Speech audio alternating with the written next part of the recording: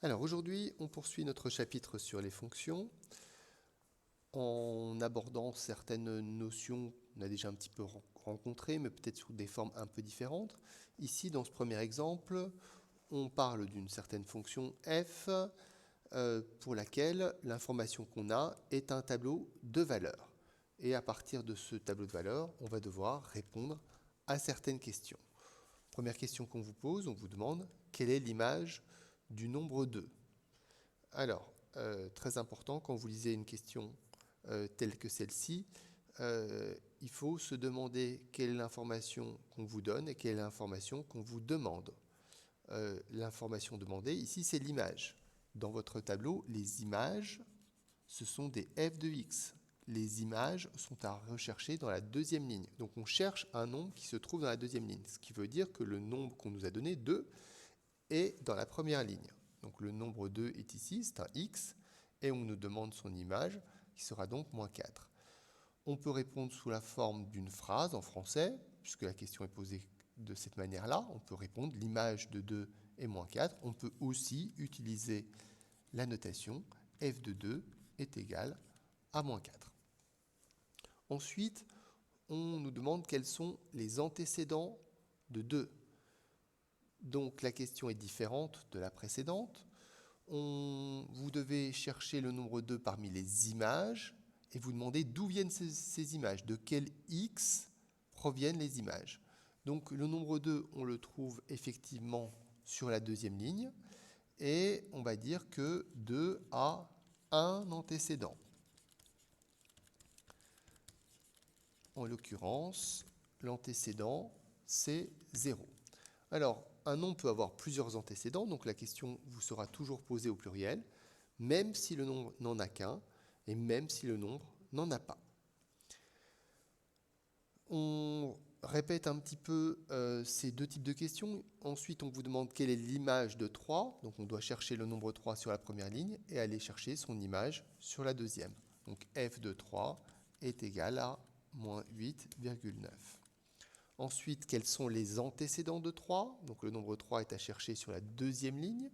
Et on cherche d'où proviennent les nombres 3 de la deuxième ligne. On en voit 2. 3 est l'image de moins 2. 3 est également l'image de 7,5. Donc ces deux nombres sont les antécédents de 3. Donc 3 a deux antécédents.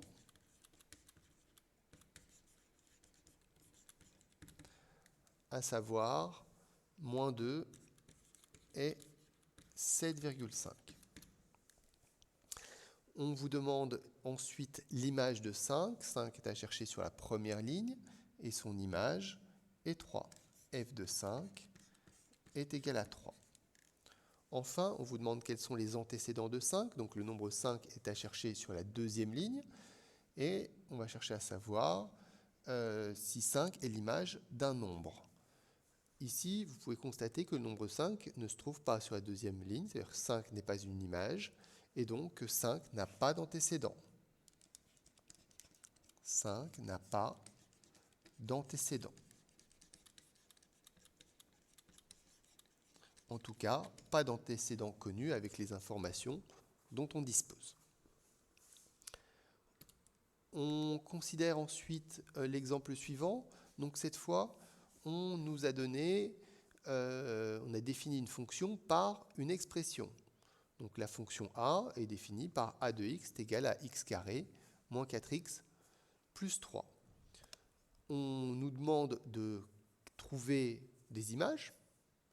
Alors pas de la même manière que dans l'exemple précédent, puisque cette fois, les images vont être trouvées par le calcul.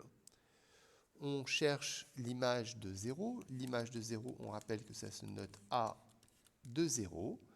Il s'agit ici de remplacer x par 0. Donc on va écrire 0 carré, moins 4, 0. Alors on ne peut pas écrire 4, 0.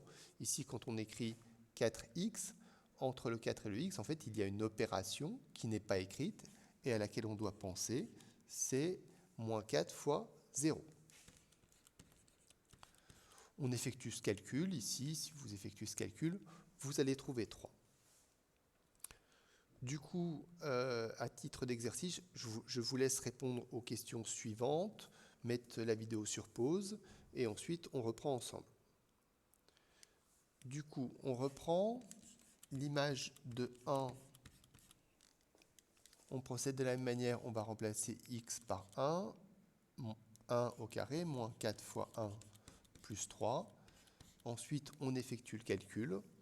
Donc ici, on va trouver 0. Ensuite, a de moins 2. Donc faites très attention à cette situation-là. On est en train d'utiliser un nombre négatif, c'est-à-dire un nombre qui est composé d'un signe et d'une valeur numérique, qu'on appelle la valeur absolue, moins et 2. Ce nombre étant un tant soit peu compliqué, il est nécessaire de le mettre entre parenthèses quand on l'intègre à un calcul. Donc au moment où vous remplacez x par moins 2, vous mettez le nombre moins 2 entre parenthèses. Donc moins 2 au carré, moins 4 fois moins 2, de nouveau entre parenthèses, plus 3. Si vous tapez bien cette expression numérique avec les parenthèses correctement placées dans la calculatrice va comprendre le calcul demandé et vous donner la bonne réponse. Ceci étant, vous devez également être capable de faire ce calcul de tête. Moins 2, le tout au carré, je rappelle que ça fait 4. Moins 4 fois moins 2, ça va faire plus 8. Donc 4 plus 8, 12, plus 3, on trouve 15. Un dernier calcul, a de 3. On remplace x par 3, 3 au carré, moins 4 fois 3, plus 3. Donc ici, vous avez dû trouver 0. Donc, au passage, j'en profite pour faire quelques remarques. L'image de 0 est égale à 3, l'image de 1 est égale à 0, mais on peut aussi lire les choses dans l'autre sens en disant que 0 est un antécédent de 3, que 1 est un antécédent de 0, que 3 également est un antécédent de 0. Vous pouvez constater que pour cette fonction, on a par exemple trouvé deux antécédents de 0, à savoir 1 et 3. Peut-être qu'il y en a d'autres, on ne sait pas. Mais en tout cas, nous, on en a déjà trouvé 2. On poursuit un petit peu sur les éléments suivants. Donc, ici, on travaille sur le vocabulaire, image antécédent, et on est attentif à la formulation en français. Donc, on vous dit f de 3 est égal à 4, ce qui veut dire que 4, ici, est une image de 3. Je vous laisse mettre la vidéo sur pause et compléter, et ensuite on corrige. Donc on reprend, f de 0 est égal à moins 2, ce qui signifie que moins 2 est l'image, mais donc que 0 est un antécédent.